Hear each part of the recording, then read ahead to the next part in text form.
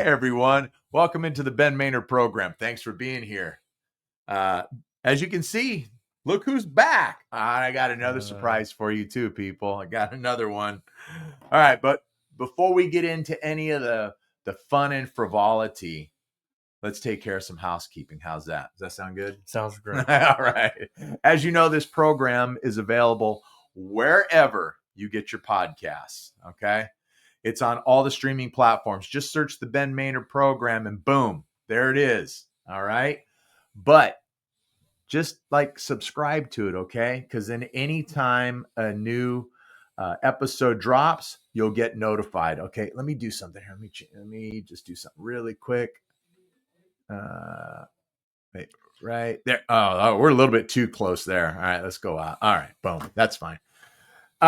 Okay, but if you can't resist that guy right there, and maybe some of this, okay, maybe just a little bit of this, and you're watching on YouTube, thanks for doing that. You just have to subscribe to the channel, all right? Then you have to give me a thumbs up, and then you have to leave a comment. And you're really going to want to comment on tonight's episode, all right?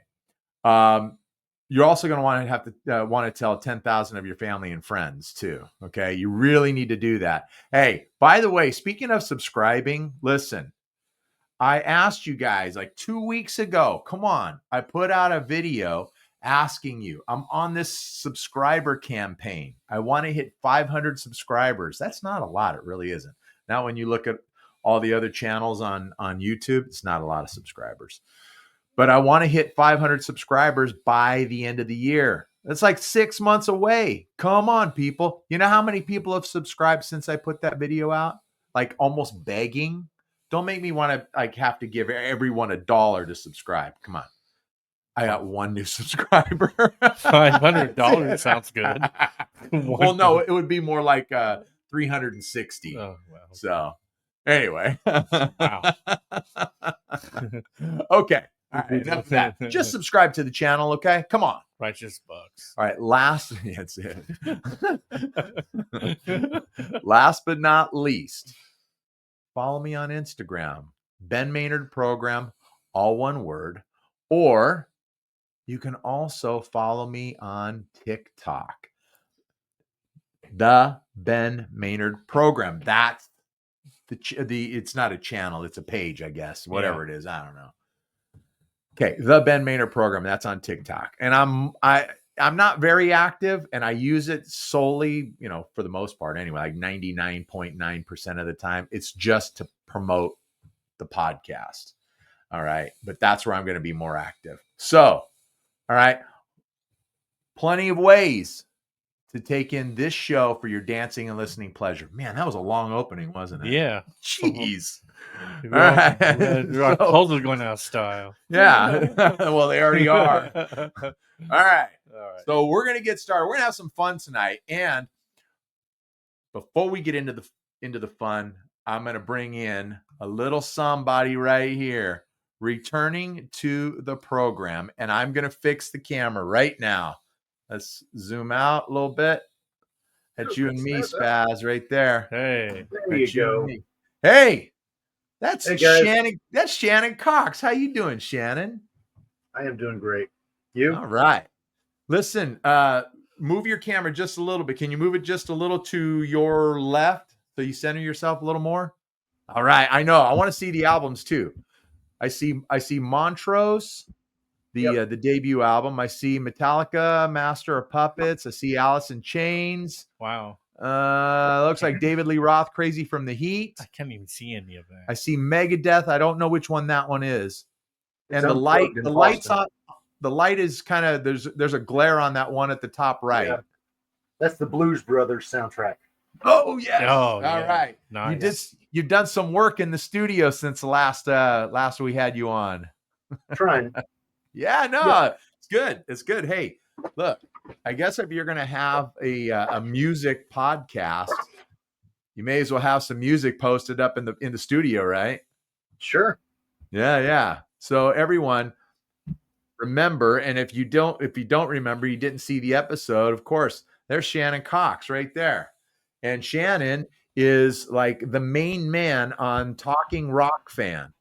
Okay. I'm just like a sometimes guy. All right. Shannon's a full-time guy.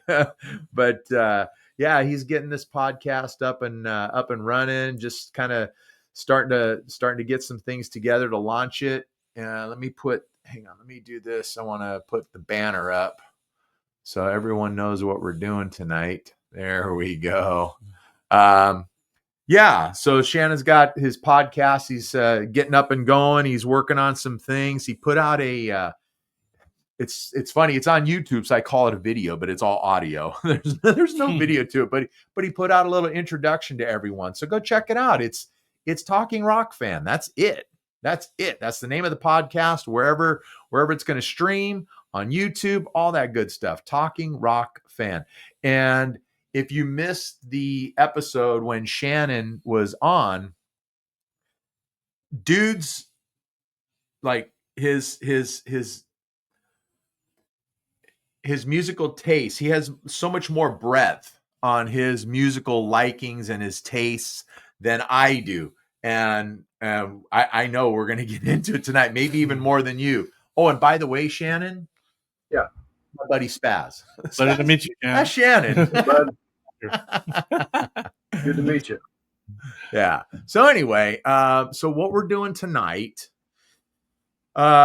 is we're going to we each have come up with our top 5 albums from 1985. Now, before you start screaming and hollering, everyone, it's not the top 5 best albums. It is our top 5. So our favorite 5 albums from 1985. Boy, it's been a long day and my lips are sticking together and everything. You need to drink some water, dude. I know.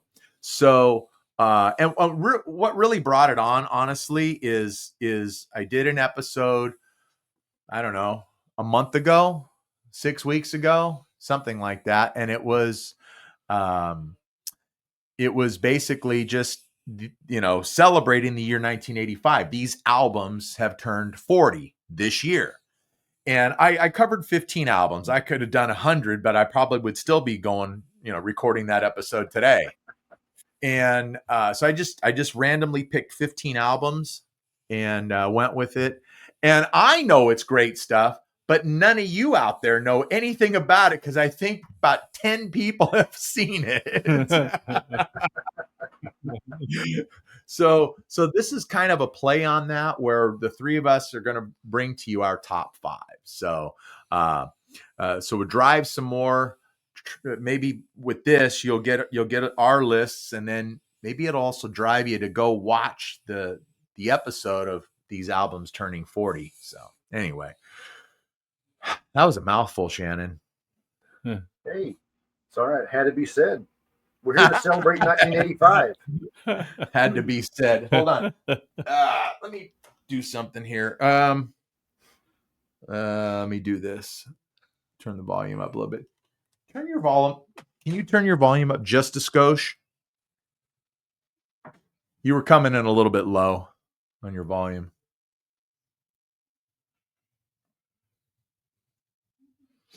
It's there somewhere. So okay. Now I know when you and I I know when you and I spoke earlier, Shannon, that I pretty much guaranteed that what's that? Test your. No, I was just agreeing with you. We talked. Oh, there you go. This. No, that we now I can hear you better now. That's good. You. Yeah. So okay, I know when you and I spoke earlier, I said that your list was probably going to be very different from mine and Spaz's. Very different. So then I tell Spaz what I told you, and he was like, dude, I guarantee that you don't have one album on my list. so that's actually really cool. That's really good. Yeah. Different strokes, man. What does 1985 mean to you, Shannon? Jeez, it was a big time of change. I had just moved. I mean, I was turning 10. Yeah. At the time. I don't know, man. A lot of change. I had just discovered rock like the year before, in '84. Right. I mean, I was a big country head, and I've actually got a couple of country-ish albums on my list and stuff. Maybe might surprise you, may not. All right. But yeah, it's just different. It was a transition, and I think it shows in the list. Okay.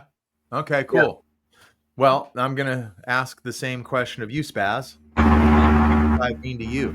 Well, I was 21 years old at the time. I couldn't tell you. I just got out of high school and trying to find different things to do, and this music I was listening to at that time will illustrate this list. You, yeah, that's right. You were 21. Mm-hmm. I'm 20. Yeah. And were you still in college? Technically, yes. Okay. I only did 3 years, so technically, yes. Okay. All right. All right. And like for me, when I did that episode a little while back, celebrating 40 years of these albums, out of the 15, I was thinking to myself, man, what a huge album. I remember that album. I remember the songs on that album. And there was just such good music. It didn't matter if it was in the rock space or, it's funny. New Wave was kind of phasing out. New Wave had a very, I want to say a very short life span. And even like the New Wave, what's that? It still had some representation in '85 though. Yes, it did. But you're right, and it does. It was getting less and less though. Yeah. And even some of those bands were starting to transition a little bit and maybe change their style to kind of I don't know, maybe keep up with what was happening. But I think that '85 was a really good year for music, and I'm looking forward to our list. So without further ado, why don't we just get going? How's that? Because you got 3 guys here that can talk. And so, there's going to be plenty of that. So let's just get everybody going. By the way, Shannon, did you happen to bring like CD covers or album covers with you? I did not. Okay. I did not. All right. I'm the only one that did, but don't fret, people. It's okay. If you're not familiar with something that comes up, jot it down and go look it up. I mean, I'm sure you have your phone with you, right? So you can always look it up. But I did, just because I'm a visual guy anyway. So I have the CD covers of my 5, and they're under the mouse pad here. And on my show log, I didn't write them down because I didn't want Spaz to see. I wanted to keep it all. I'll tell you a little secret. What's that? Why wouldn't it be a surprise? I have an honorable mention for '85. I've got a couple of those myself. Yeah, so that's cool. But this one doesn't fit the criteria. Oh, all right then. All right. Well, I'm looking forward to. Because it's an EP, right? Because it's an EP. Yes. Yeah. Oh, yeah. You know what? Okay. Wait. Now, how many songs were on that EP? Was it 5 songs? Was it 4 or 5? Yeah. Okay, so it was like Gigolo, California Girls. Yep. Totally just.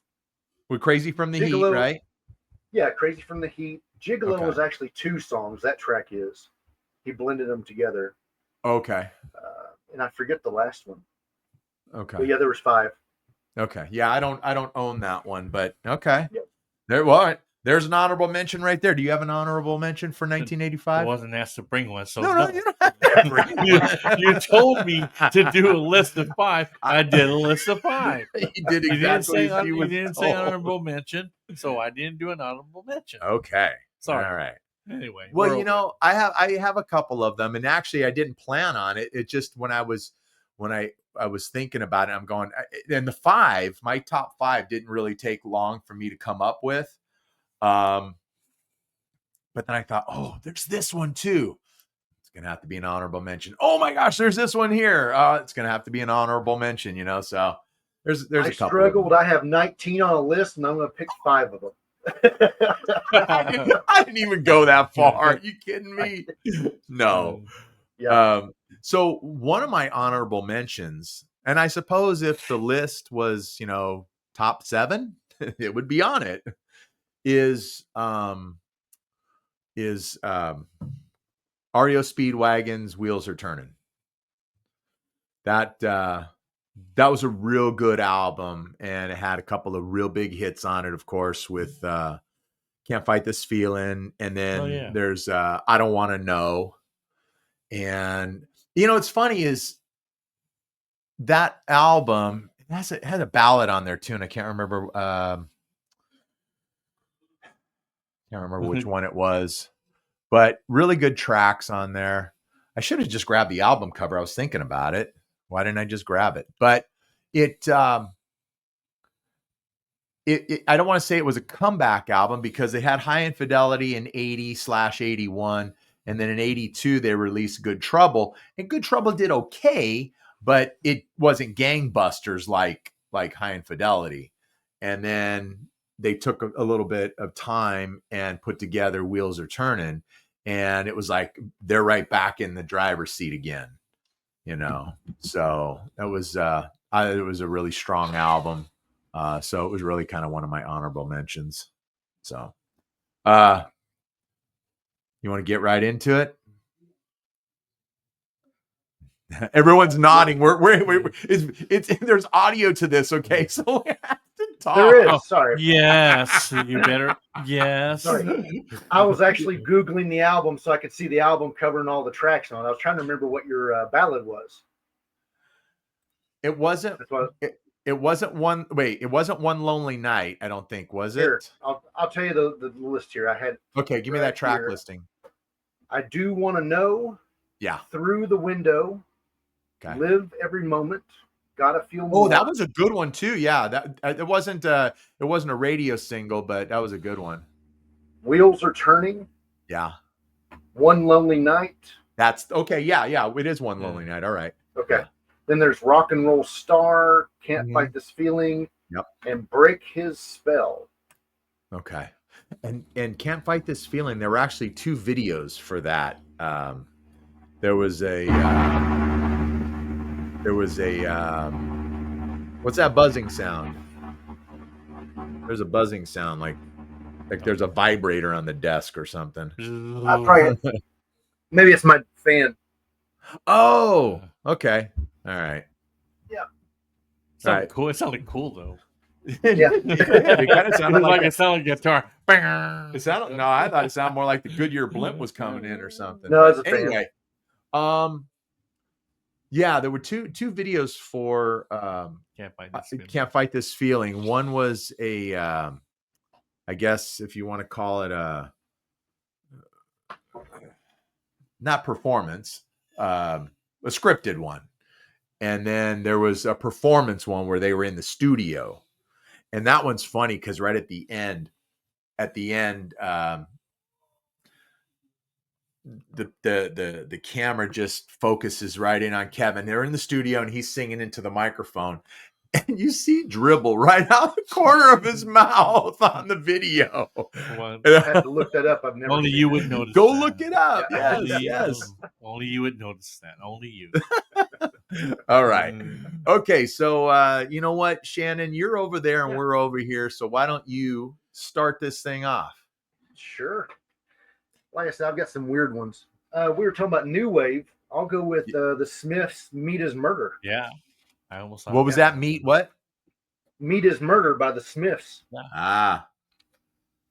What are some of the tracks off of that one? Oh, sorry. My dog's also trying to get my attention. There's the Professor. Trying to remember what else we got on there. I gotta look it up myself. I was like, oh yeah, the cover is iconic. I wish I had it on my case, but it's. I'm gonna look it up. It's got my iPad. Yep. I got my iPad. The Headmaster Ritual is good. What She Said. Will I Wonder. Okay.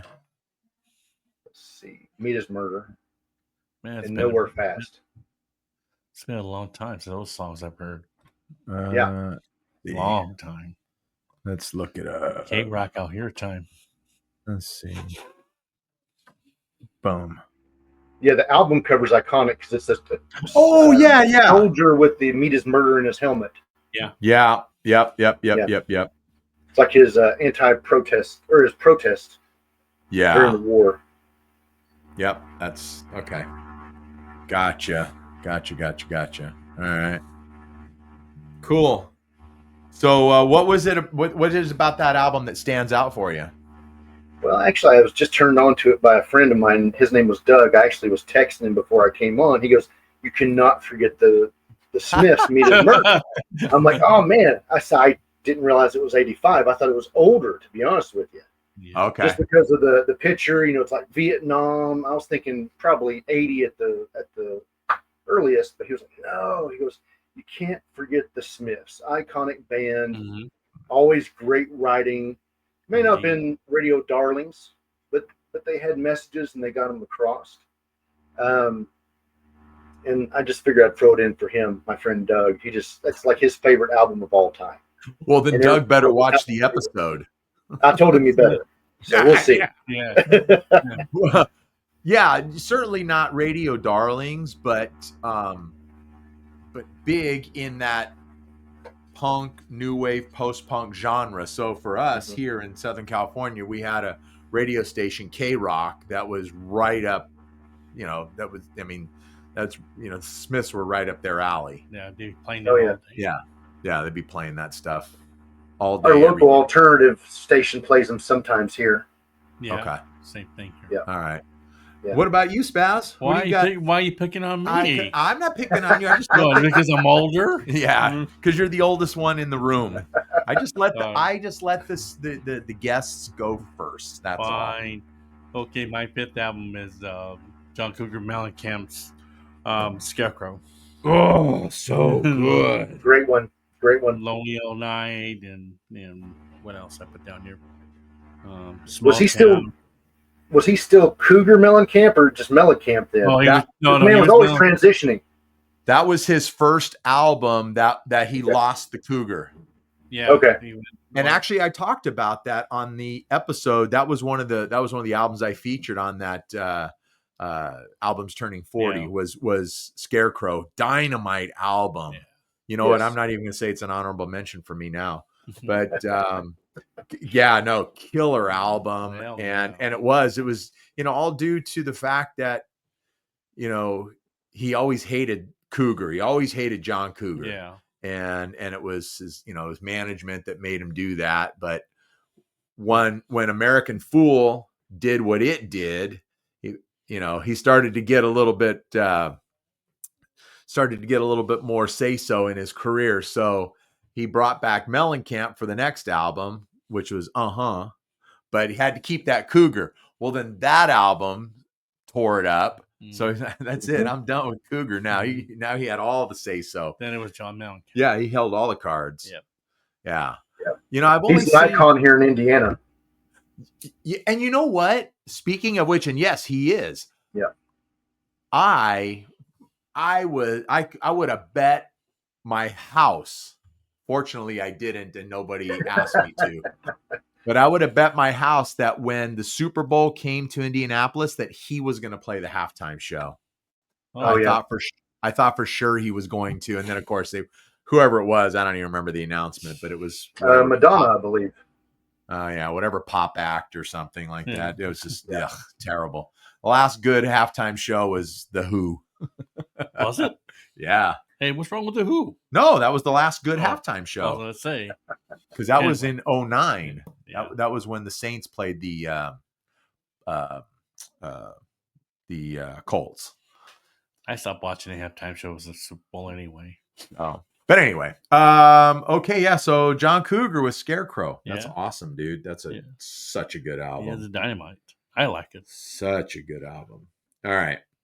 Now I hope that you guys kind of based your lists kind of the same way I did. Look, in 1985, to this day, when I take a shining to an album, a CD, whatever you want to, can't even say album because I don't have a turntable. just vinyl, no turntable, nothing to play them on. But when I take a shining to something, I mean, I wear that stuff out. Yep. I play it over and over and over. And this is stuff that I was playing over and over and over in 1985 and wearing it out. So that's and not to say that it isn't, because this stuff is still dynamite in my opinion. So, all right, so I'm going to start with number 5, and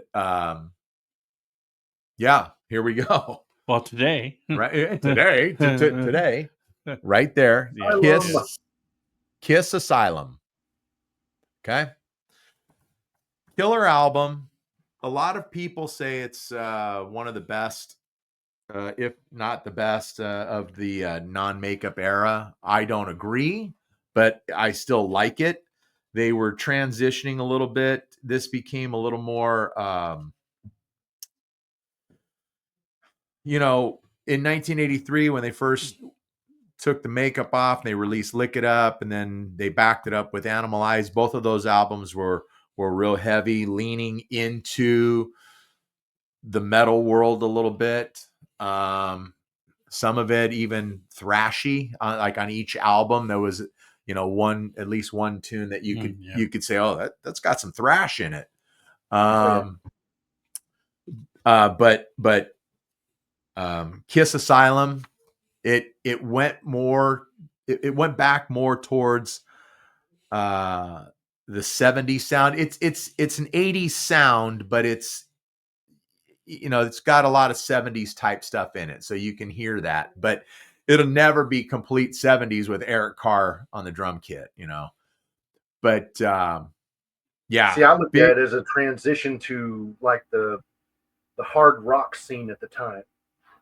That was their transition. Yeah. Well, and their look changed. They kind of started glamming it up a little bit here, with this, and the album is wonderful. Kiss's look is terrible. Gene Simmons, when he would perform, when they were out touring this album, Gene Simmons looked like Phyllis Diller, and it just was terrible. But the album's great. I love it to pieces. It's still just so strong. It's got one of the strongest opening tracks on a Kiss album, period. And that's King of the Mountain. It's killer. Didn't do much in the way of like top 40 stuff. It was, more service to rock radio, but there was this little channel called MTV, and they had some big videos from this album on MTV. They had Tears Are Falling, which was the biggest song on the album.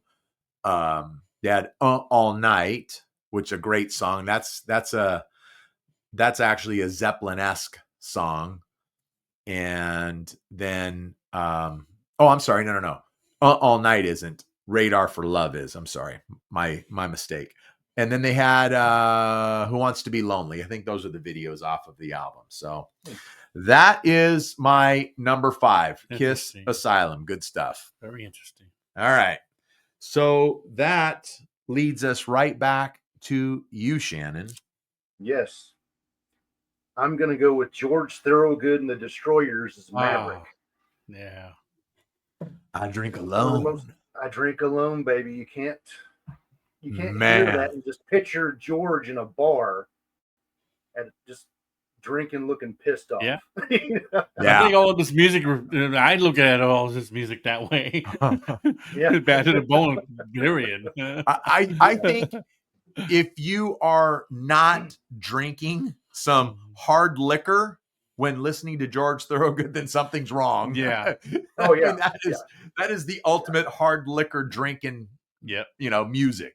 Oh is yeah. George Thorogood. That's a good album too. Yeah. That's a good one. But yeah, that was the highlight of that album. Was I Drink Alone? It was. Yeah. It mainly sticks out in my mind because of memories with my brother. He was a big Thorogood fan. He was like 8 years older than me.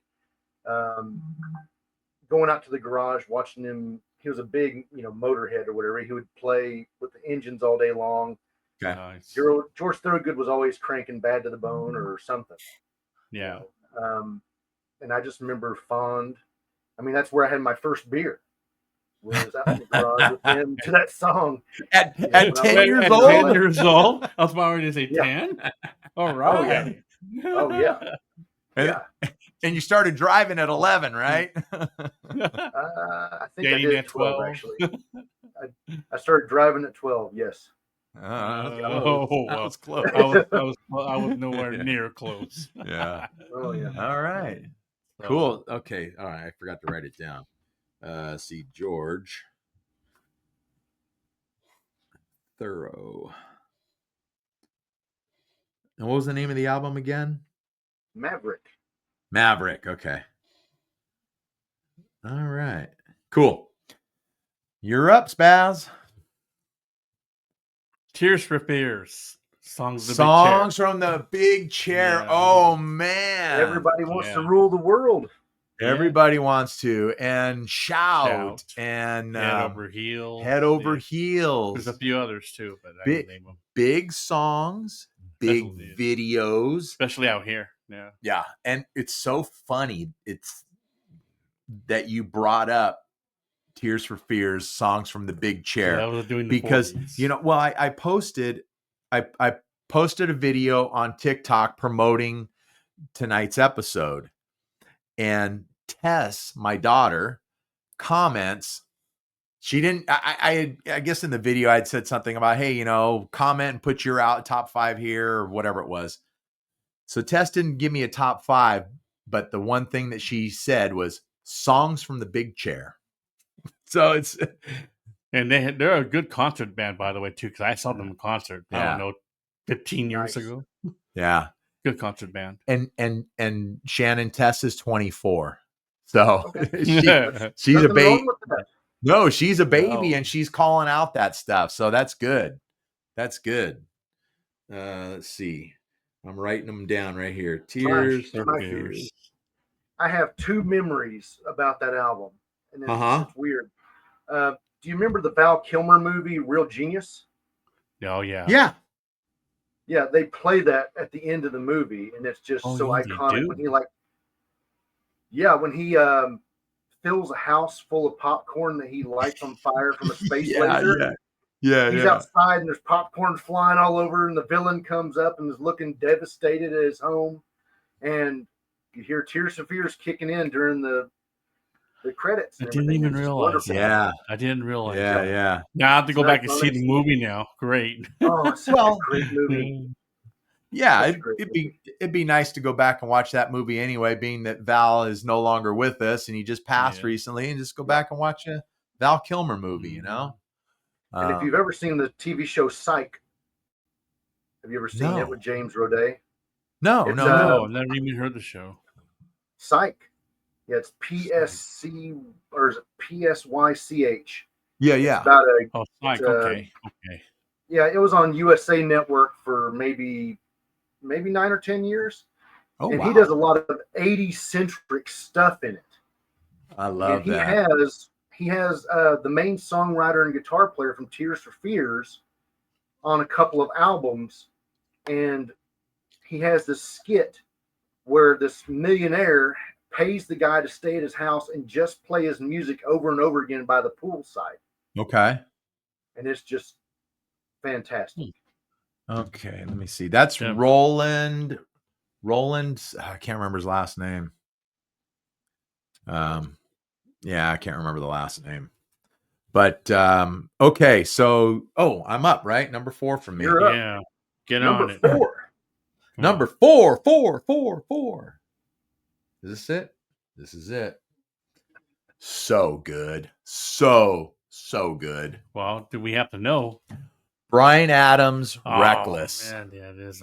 So It's good. a good album. Excellent album. This is just an awesome album, man. Coming off of Cuts Like a Knife, which that's really the one that kind of broke Bryan Adams. You know, he had been around for, I don't know, a couple, 3 years prior to that. And if you're not aware, Bryan Adams was like writing and singing some disco type stuff in the late 70s and right into the early 80s. stuff that you do. It's just, yeah, it's crazy stuff. I never heard any of that. Yeah. He did a song with what's her face? I know you're going to say, because it's on this album. Oh man, The Burner, Tina Turner. Yes, Tina Burnout. Yeah. So you know, it's 10 tracks. This one here, you know, like I said, cuts like a knife, breaks Bryan Adams, and this one here just like it just kicks open the door, and not only are the songs great, but he had some big videos from this album as well. I mean, it opens up with One Night Love Affair. That was more of a rock radio release. She's Only Happy When She's Dancing, you know, deep track. And then the first single released, Run to You. Oh, man. Amazing. It's just a killer song. Then Heaven, that's the ballad. That was a big song too. And actually, Heaven was a holdover. It was on a soundtrack of a Christopher Atkins movie where he played a male stripper, like 2 years before this album came out. I don't remember who the ingenue in the movie was, but it was Christopher Atkins, plays a male stripper, and Heaven was on that soundtrack. I don't remember the movie. Yeah, like double check me, please. No, I don't remember. Otherwise, if I'm wrong, I'll get like all kinds of hate. Starting with me. But then we had so we had Run to You, then Heaven, then another great. I think this was actually the second release, which was Somebody. Yeah, and it's such a cool video too. It's a performance video, and then and this wasn't the biggest song at the time, but over the years, it's become such an iconic and huge song for Bryan, and that's Summer of '69. they play it all the time.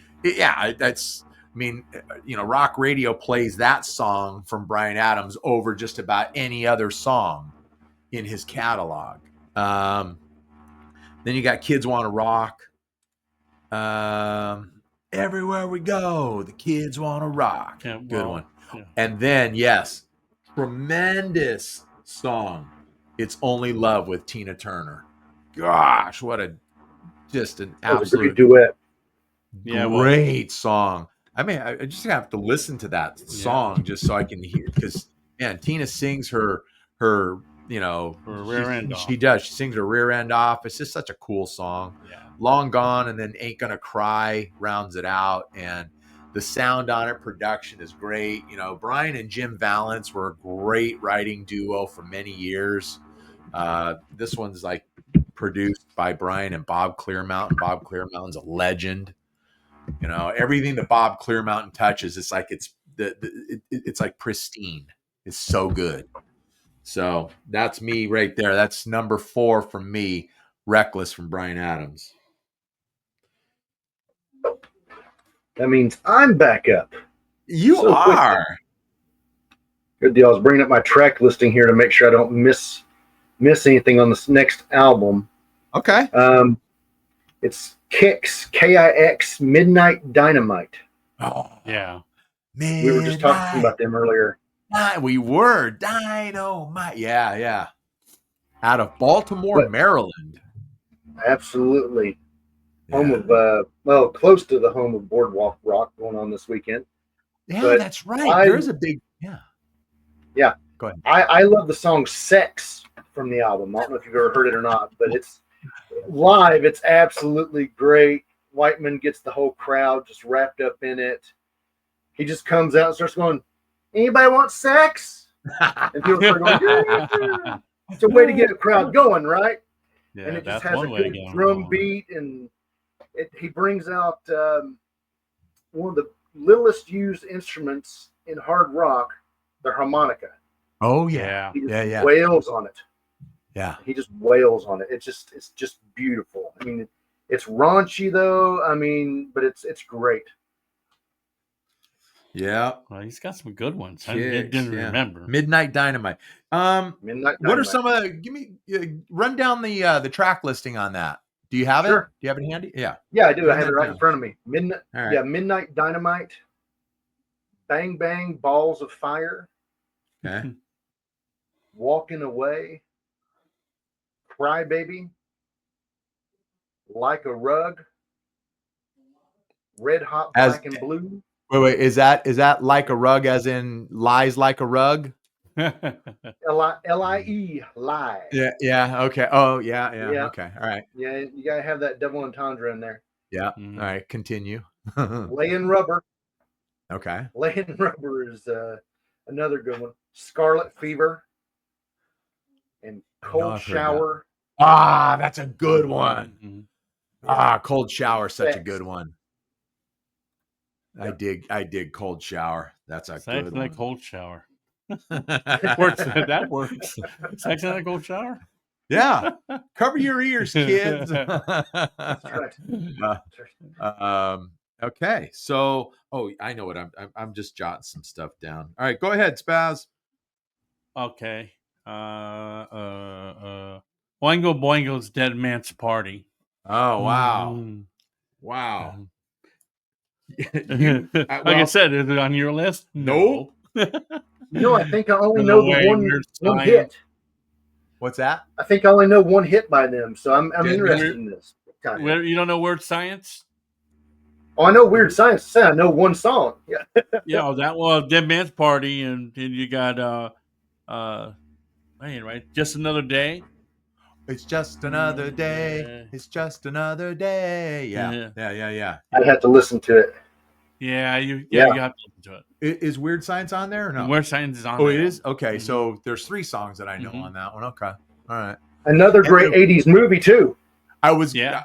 yeah. And then I was going to say you cannot listen to Dead Man's Party and not think of Rodney Dangerfield in Back to School. Yeah. You know, come on. When he hires I Dead love that Man's movie. Party for his frat party. Yeah. God, I don't even remember that. I got to rewatch that movie. It's been 30 years since I've seen it. Oh, that's such a classic. It is a great movie. That is such a classic. What It is. was last name was Mellon. What was his first name? I'm trying to remember his first name. I don't. Mellon's the last name. I can't remember his first name. Doggone it. But yeah. We have to look that up. Yeah, we should. Okay. So I'm up to number 3. And I talked about this one. When I did the albums turning 40. And as a matter of fact, I included it on the thumbnail because I love this album so much. It is just an absolutely killer album, and that is Play Deep from the Outfield. I figured it'd be on your list. This is their debut album. Yep. And the first time I saw the video on MTV for the lead track, Say It Isn't So, I was done. Blown away. I was hooked. It is so fabulous. And when you talk about a clean sound, the production on this is just I don't even know how to describe it, but the sound on the production on this is so clean. And it's a trio, you know. Yeah. Tony Lewis on lead vocals and bass, John Spinks on lead guitar and vocals, and Alan Jackman on drums. And John Spinks, he wrote all the lyrics to all their songs for the entirety of the band. But he would sing lead on one track per album, but Tony was the one that did it. You'll know the song. Well, I'll run down the track. Say It Isn't So, which is actually my favorite song. And I think that is such a go-to song. But the one that stands out that everyone knows is Your Love. Yeah, everybody knows that song. Josie's on a vacation far away. Yeah, sounds familiar. Talk it over. Yeah. Good beat. Oh, yeah. Yeah. I recognize it. Yeah. I mean, that's their biggest song. I don't think it's their best. To Say It Isn't So just kills. Oh, it's so good. Did you see them in concert? I did. I did see them. I saw them. I saw them in 1989 when they were on their Voices of Babylon tour. They opened up for Mike and the Mechanics. That was a good show. I stood right in the front friggin' row of the orchestra pit. I was like, it was from almost from me to you from the stage. It was awesome. I was so close I could scare the band. That's what happened.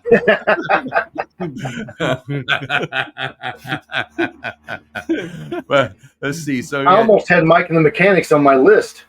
Yeah, me too. that was a great album too. Their debut album was '85. Yeah, It was. What was Yeah. it? The big song was "Silent Running," but I'm trying to remember the name of the album. Wasn't it just Mike and the Mechanics? I think it was just self-titled. Yeah, it was self-titled. Yeah. I'm trying to remember. There was another song, a big song off of it, though. I thought maybe I'm wrong. Let me look it up real quick. Right. I think their second album There's 3 songs that album was bigger than the first one. I think. It was their second one had the Living Years on it. Yes. That's a song close to my heart with me and my Yeah, father. I mean, Great. oh my That's God, just- tearjerker. Absolutely, and if that doesn't bring up Oh. and stir up some emotions in you, you're completely heartless. You have All no I need soul. is a miracle. All I need Yeah. is a miracle. Why All I singing? need, I just because it's a good song, and that Yeah. you know what's funny is they had 2 Pauls in the band that were co-lead singers. You have Paul Young and not the Every Time You Go Away Paul Young, and then they have Paul Carrick from Squeeze, and they would trade off lead vocals. Paul Carrick did Living Years, and Okay. Paul Young did All I Need Is a Miracle, and he did some other stuff off of the second. I don't remember all the songs he sang, but yeah, no, that's Can you guys still hear me?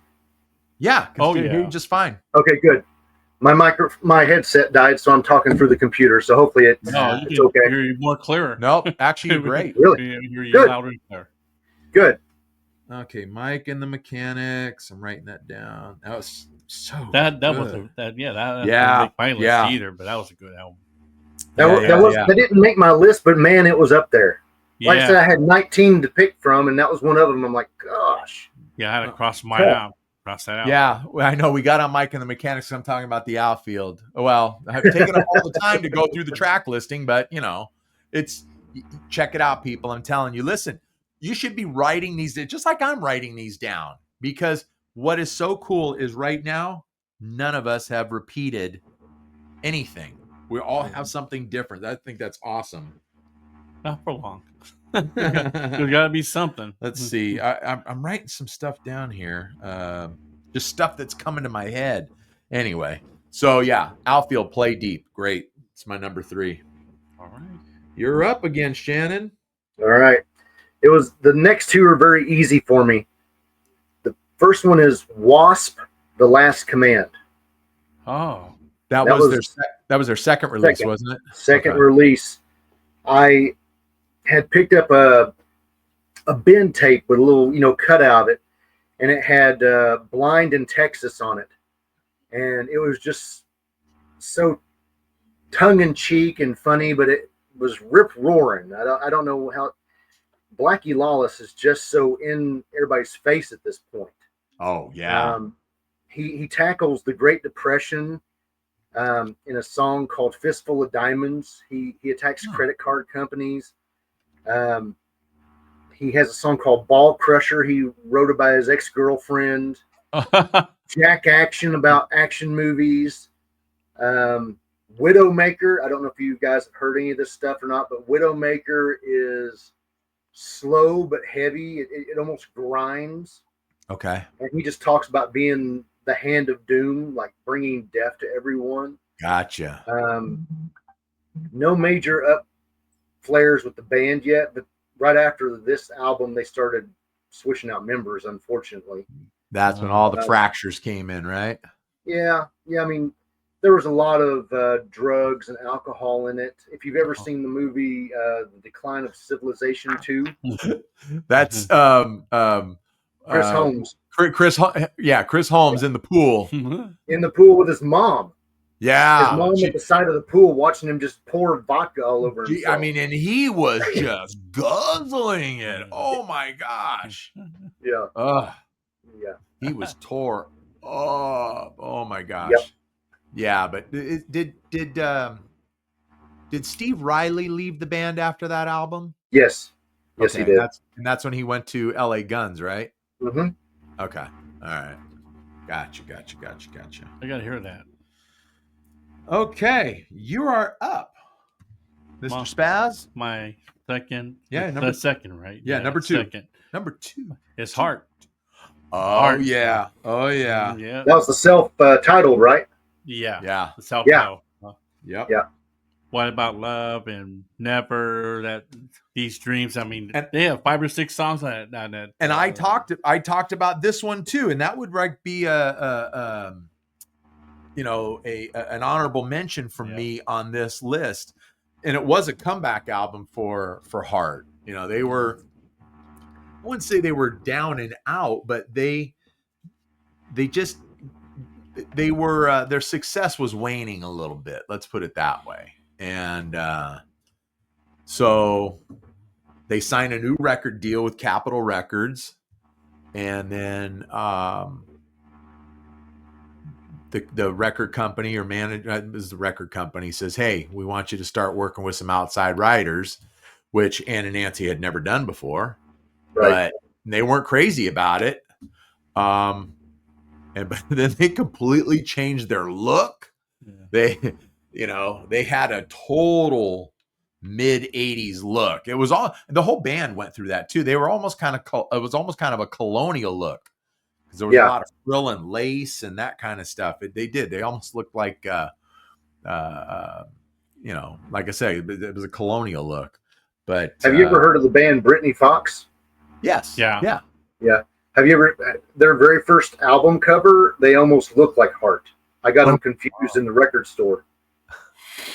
Like Dean Davidson teased his hair. I mean, it was everything. It was crazy. He had the long sleeves. They looked colonial.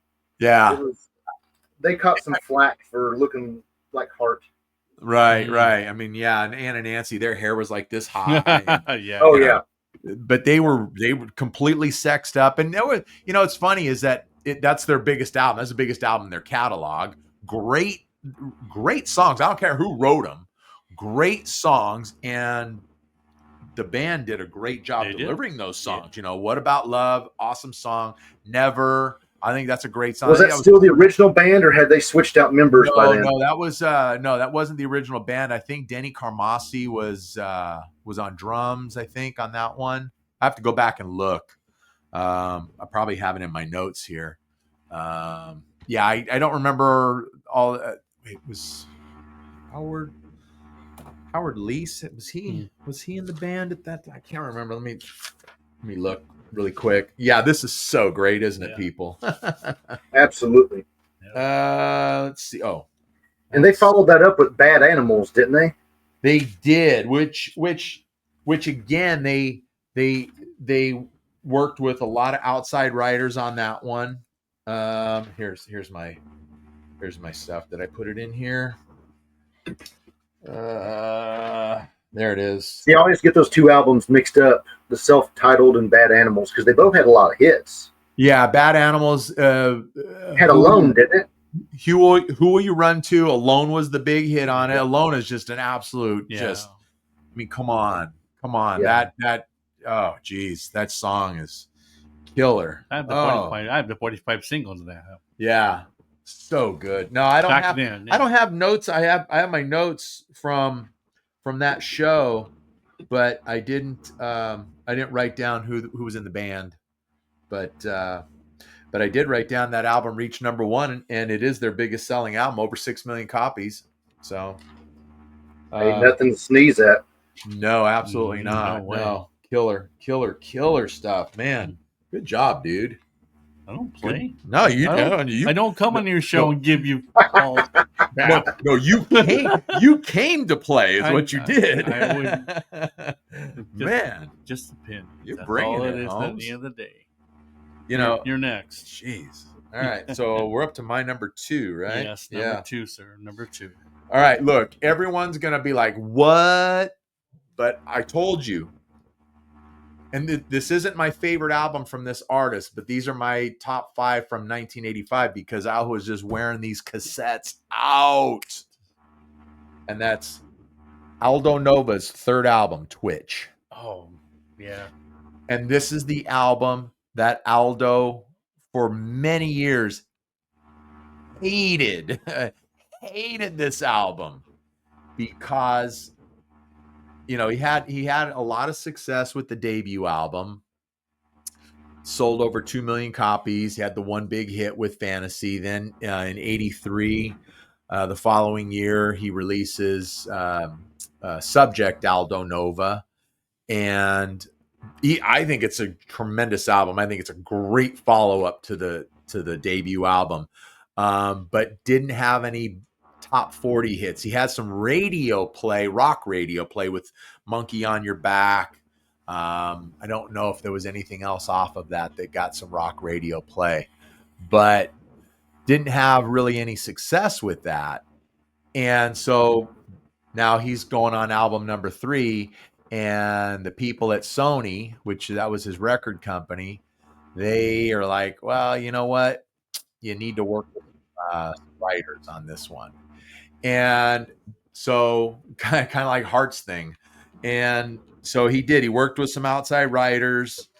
I think it's a really good album, but I will say this, from the moment I put this cassette, I still remember I was at Pointy Hills Mall. That's where I picked it up, at the Sam Goody.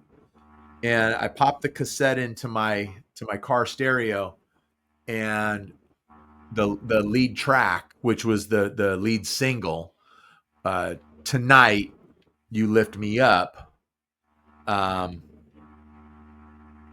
When it played, I was like, okay. And I let it play through, and I was like, okay, all right. It didn't have that hard driving, crunch to it like Aldo's known for. This one has a little more pop to it. It's a little more polished, but there's some really good stuff on it. Tonight You Lift Me Up, that's the lead single. Rumors of You, I dig the song. I really dig the song. There's a Fiona Apple. No, not Fiona Apple. I'm sorry, because that's totally different artist. Fiona. She has a co-lead vocal on that track. Then Surrender Your Heart, a real soft song, but it's a good one. I like it. If Looks Could Kill, not the one from Heart, because they have a track on the Heart album, If Looks Could Kill. On the same album, too. Yeah. And I think that one actually has Michael Bolton worked on this one. And Michael Bolton did some background vocals on this one, on I think 2 songs. I think Lay Your Love on Me for sure, and maybe If Looks Could Kill. But it's was that before he transitioned? That was, yes, that was just before he had made his transition. I have that debut solo album after the band that he was in with Bruce Kulick in '83, the same time that Aldo released Subject. Michael Bolton released his self-titled debut album, which is more of a rocker album. It's more in the vein of like a Bon Jovi. And released right around the same time Bon Jovi released their debut album as well. But and John and Aldo actually go back to, they had a friendship at one time. Aldo worked with John early on, and then later John worked with Aldo. But Michael Bolton worked with Aldo on this one a little bit before he went completely adult contemporary. And it's good. I wore it out. It is pop. It is pop-ish, I should say. And that's why Aldo doesn't like it, because he didn't have as much control on it, and Aldo did everything, previous.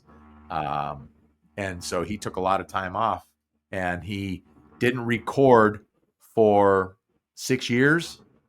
He let his record contract run out, is what he did. And then he put out the next album, which was Blood on the Bricks. And by that time, Our Kind of Music nobody listened to anymore because the radio stations were already transitioning to all the other crap that came out in late 91, 92. So, and that's a great album, Blood on the Bricks. But anyway, so yes, Aldo Nova, Twitch. That's my number 2. Sorry, people. Sorry, not sorry. Hey, they're a good band to watch too. Well, Aldo's been hitting the road the last couple of years. Got a great band, and I've seen him 2 times in the last 2 years. So if he comes around again this year, I will be right there, front and center. So all good stuff. Anyways, so you're up. I don't have like a drum roll or anything like that. Number 1, baby. Number 1.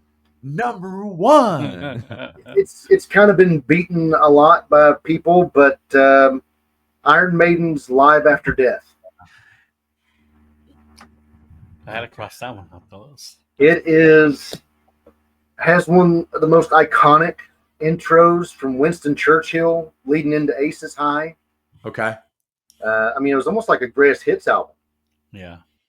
I mean, even though it was so early in their career, so many. I mean, it had Run to the Hills on it. Number of the Beast, The Trooper. I believe Rhyme of the Ancient Mariners on it. There's another one that's really big that's on there. Running Free. Okay. A lot of their early big stuff is on there, and they just had switched over to Nico McBrain and Bruce Dickinson. Were still fairly new, and they wanted to show them off.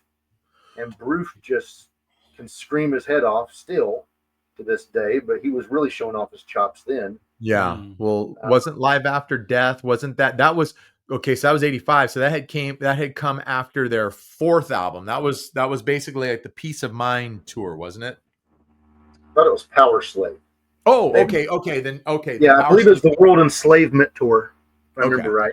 I don't know the discography. They have a lot of albums. They do. They do. And that one thing you can say about Iron Maiden, I said this, I don't know, a year or so ago on a particular episode. I don't know what I was talking about, but the one thing you can say about Iron Maiden, it's like, they'll play arenas here in the United States and they'll sell them all out. They don't need an opening act or anything like that. They have no trouble selling tickets. But outside of the United States, they'll play stadiums. Mm-hmm. It's funny. It's like, it's kind of a toss-up. Like, who's the biggest band in rock and roll? I mean, worldwide, is it Iron Maiden? Is it Metallica? And then you got to think about even like U2. Mm-hmm. You're talking to all these bands. I mean, and look, one band that's wrapping up their tour now, AC/DC. These bands don't need any opening acts at all. They don't need an opening act to sell tickets, they're especially the Rose Bowl. Yeah, and they're playing stadiums, or not arenas. Stadium. Yeah. So anyway, I think AC/DC even had an album this year. Was it Fly on the Wall or Flick of the Switch? I want to say Fly on the Wall. It was. I think. Let me look. I think it was Fly on the Wall. I think it was because I think Flick of the Switch came a couple years later. Yeah, Fly on the Wall.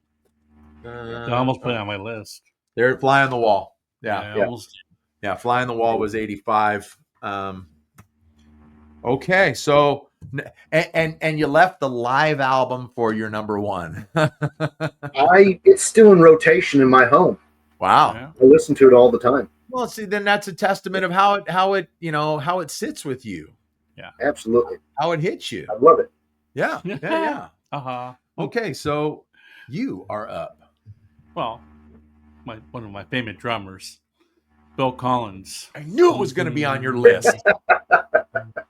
No jacket required. Yeah. Fantastic. I knew that was the one album I knew for sure you were going to have on your list. Hey, a lot of good songs on that. Matt could sing. Matt could play drums and sing. Absolutely. That's what he did in Genesis. Same thing. Yep. Well, speaking of Phil Collins, it just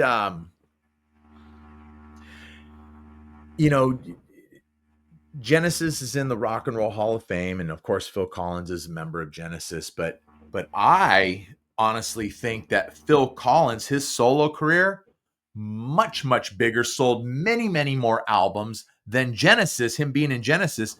And to me, Phil Collins is a Rock and Roll Hall of Fame snub. I think you and I talked about that one Yeah, too. we did. Yeah, Oh, I think he definitely. should be in there as a Yeah. solo artist. Absolutely. And yeah, I mean, No Jacket Required is certainly his biggest album. In fact, I want to say it's sold like 25 million copies. That was that was on that 40th anniversary show that I did. I have a CD, or I have each of the Let me CD. look. I have a cassette one, and I have a vinyl. All three of them. Yeah. 25 million worldwide. Yeah. That's quite a bit. Crazy. But it was his like his third solo album. And of course the first one, Face Value, you know, with In the Air Tonight. Yeah, great song. Isn't that the one I Don't Care No More? I think that was on there too. You know, some big songs, not a lot of big radio play at the time, but it's like that album has really aged well. Oh, and yeah. And then it was Hello, I Must Be Going, I think was the next one. And, you know, and then, man, they just exploded with No Jacket Required. That you couldn't go anywhere and not hear a Phil Collins song. And Studio. they did 33.5 on Studio. Studio. Yeah, you know. Does anybody even know what that means? Is it a woman's name? Is it what? I think I had heard something about it. Was just it fit the line of the song, and it's supposed to, I guess, refer to a woman, but it's not really a name. It's just it fit. It was something along those lines. But remember the first single was One More Night. Mm-hmm. Big song. And then I think Susudio was the second single that was released. A big song, big video. Both videos. And they did a dance album for that for Susudio. I have it. Yeah. 33.5. I mean, great. It's like what, 10 minutes long, I think. And then that's got Don't Lose My Number. It's got Take Me Home. That was the big epic song, big MTV video for that one. I Don't Pay One More Night.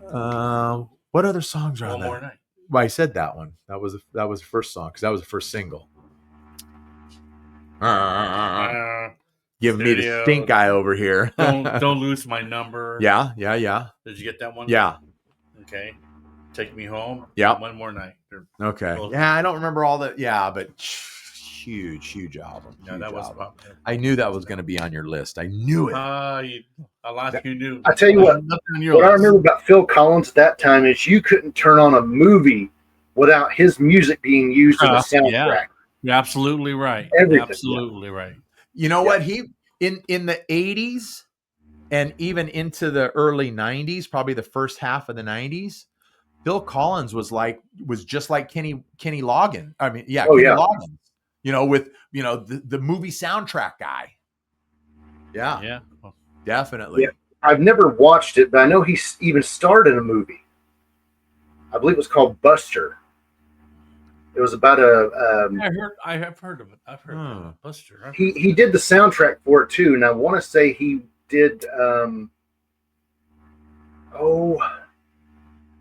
Can't Hurry Love. Yeah. Okay. Yeah, that was on the soundtrack. Yeah, he's right. That was off of Hello, I Must Be Going. Yes, he's right. He must have repurposed it then. What year was that movie? I'm checking. Okay. I love the dead air. Then he did the Tarzan soundtrack for Disney. Yeah, that's correct. Yep. That was huge. Yep, sure did.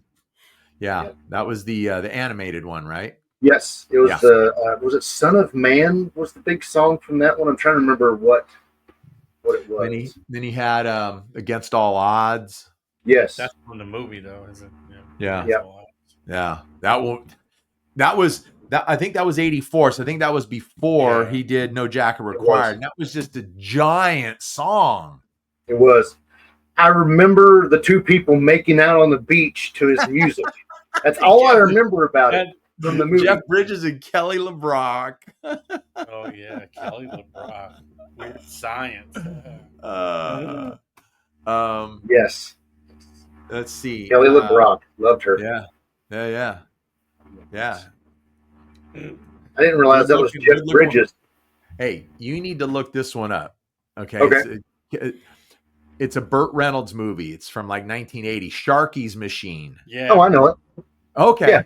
Yeah. So good. And Kelly Oh, I know LeBrock's in that. Kelly LeBrock is in that one. Yeah. Yeah. Such a good movie. Burt Reynolds was a big mainstay in our home. Yeah. Yeah, Phil Collins was with Buster. Buster? Yeah. Did you get the year on it yet? I'm looking 1988. Oh, okay. Yeah, actually, no jacket required. That was going to be one of my honorable mentions. Yeah. It got mentioned. It was mentioned honorably. Heart would have been an honorable mention. There's one before I get to my number one. There's another honorable mention, and I know I'm leaving a couple of them off. And I'm glad you came up with Scarecrow. What a tremendous album! But it was the first album that I bought on CD. The very first one, when I got a brand new CD player for home, and that was Dire Straits. Oh yeah, Brothers in Arms. Oh yeah, man, oh man, what a just a killer album. It was just very good, killer album. And Mark Knopfler obviously amongst musicians he gets the adulation and the credit that he deserves, but not amongst regular music lovers or music concert goers or anything like that. But Mark Knopfler, just a tremendous guitar player. Oh yeah. This is a great album. But Walk of Life is a fantastic song. That's probably my favorite track on the whole thing. My obviously the big one, and on the album, I love the album version of Money for Nothing. I love that album version. I love the story behind the lyrics and being in the appliance store and all that crap. But just a great story. So much so that after Money for Nothing had come out, and you hear the story of how Mark Knopfler puts the lyrics of this song together, I start flipping through the TV guide, looking for different things to piece together my own song that just meant nothing. I did. I was flipping through TV guide. You do that. But and I like the album version of Money for Nothing because it's like 10 minutes long, so there's no edit in it or anything. It's just great. I just like the beginning. You get the whole thing. The beginning's pretty awesome. Oh yeah, absolutely. It's got it's a great riff. Yeah. And then you get that drumming. Oh man, great song. But I think my favorite song on that album is So Far Away. I think that's the lead track on the album. Okay. Can't hear you. There you go. There we go. Yeah, now I can hear you. Yeah, it's just a slow song, and it's so good. So good. Yeah, great album. All right. Let me get to my number one, okay?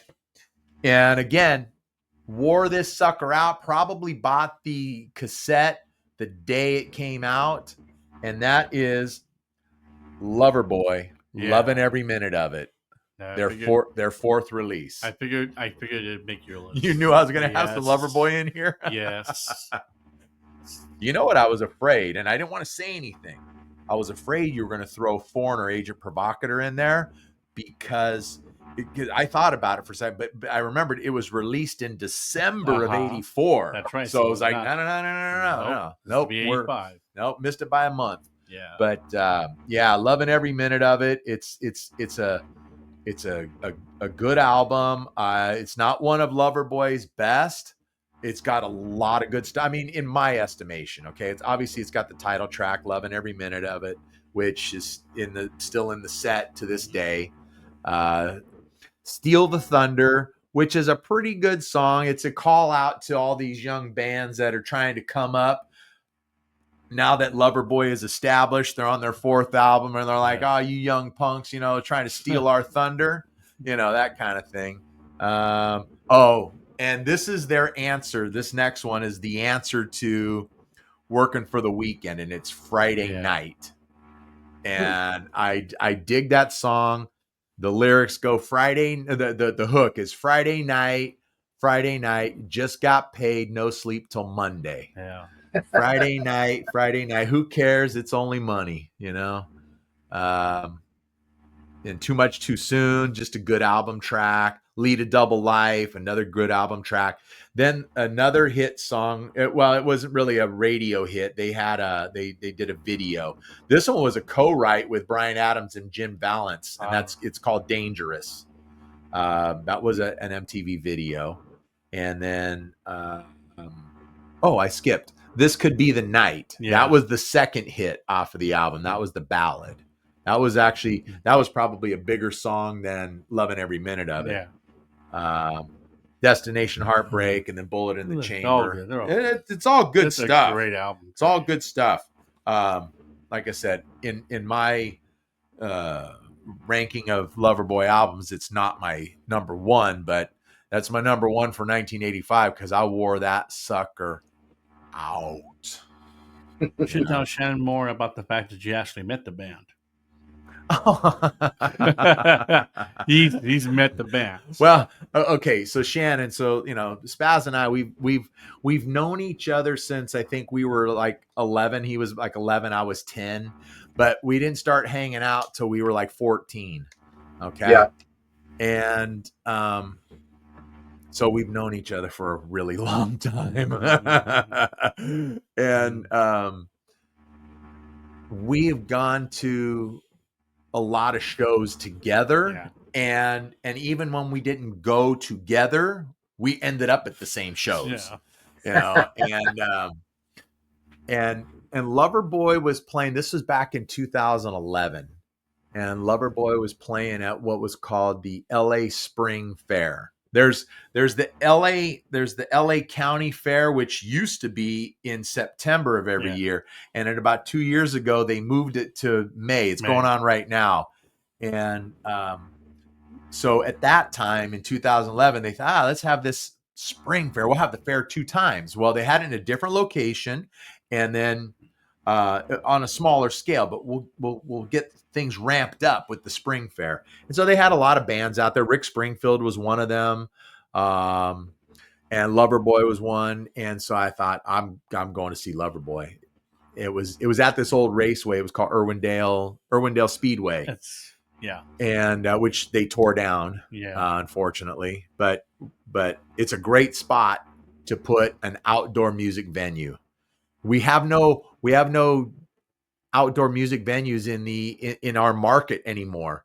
The greatest one, Irvine Meadows, closed down in 2016. They bulldozed it and put condos on the and that thing was there for years, and just the legendary acts that came in and out of that place.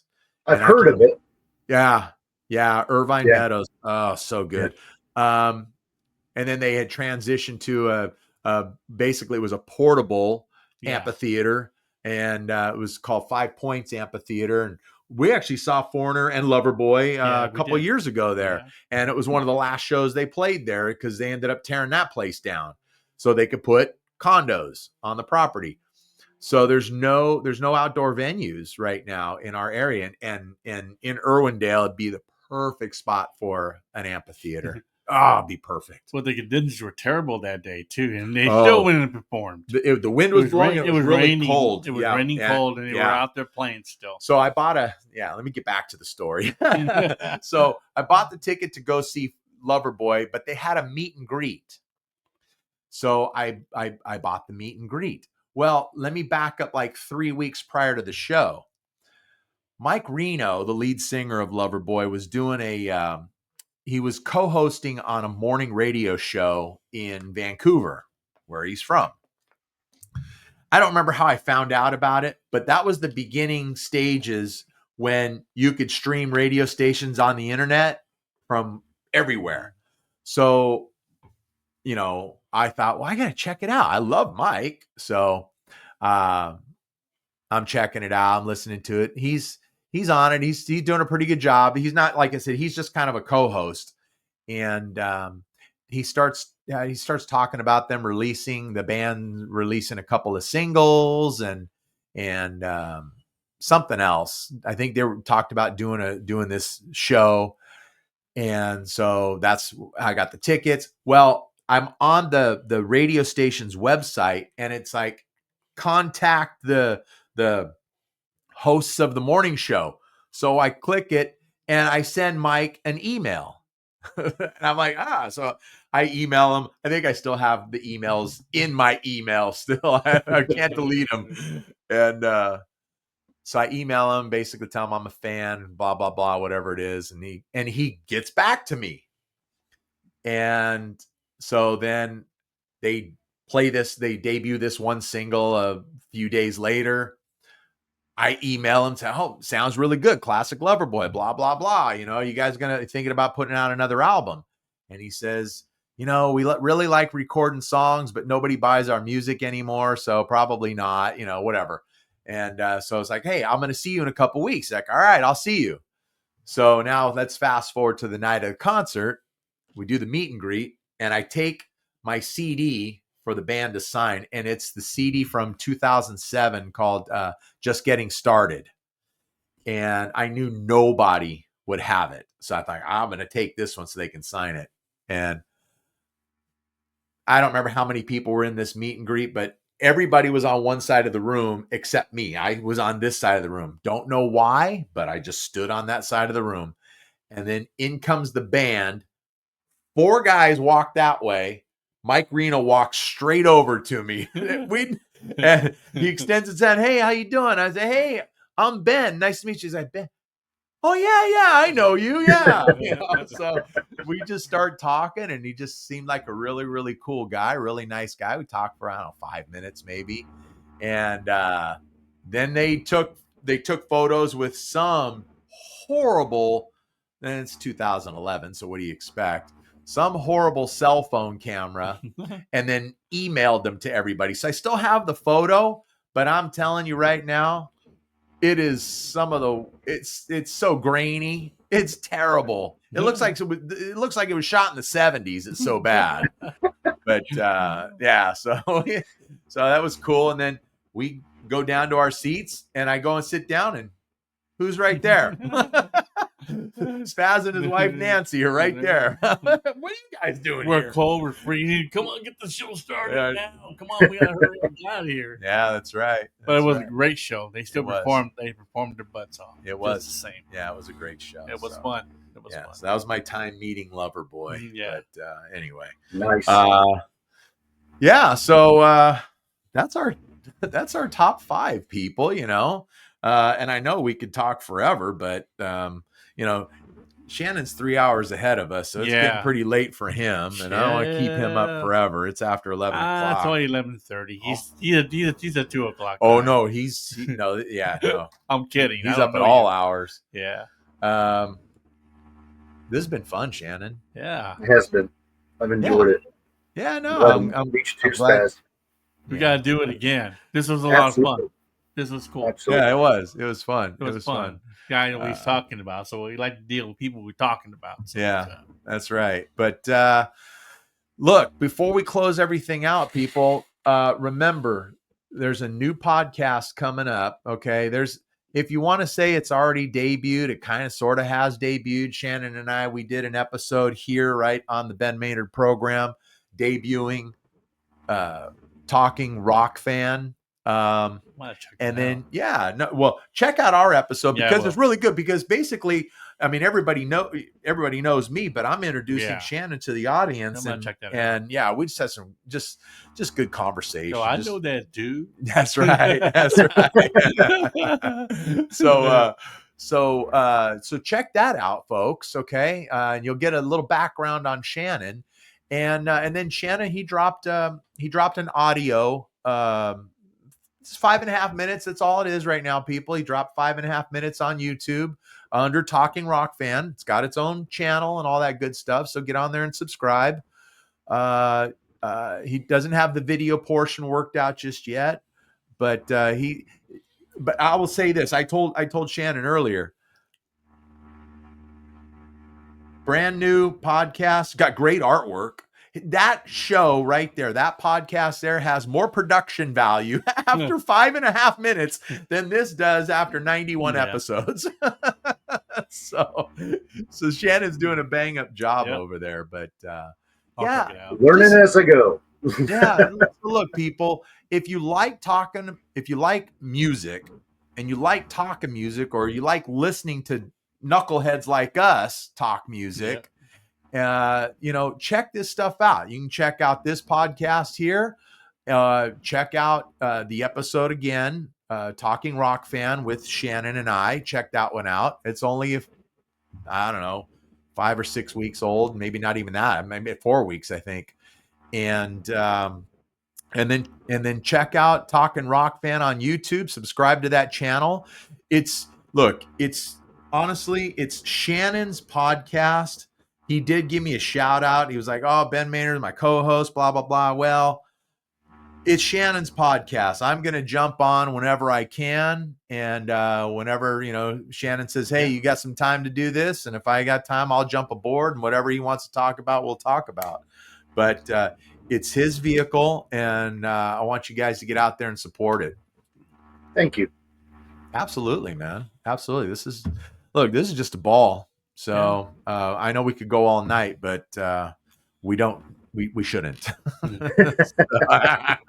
For everyone else's sake. So, all right. So I'm going to wrap this up. Just remind you all that this program is available wherever you get your podcasts. Okay. It's available on all the streaming services. Just search the Ben Maynard program. Boom. There it is.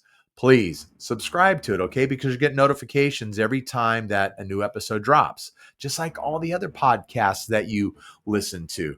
But if you can't resist this one here, or maybe that one, that one way over there, way over there, and then maybe some of this too, and you're enjoying this fun and frivolity here on YouTube, then please subscribe to the channel. Tell 10,000 of your family and friends, please. Okay.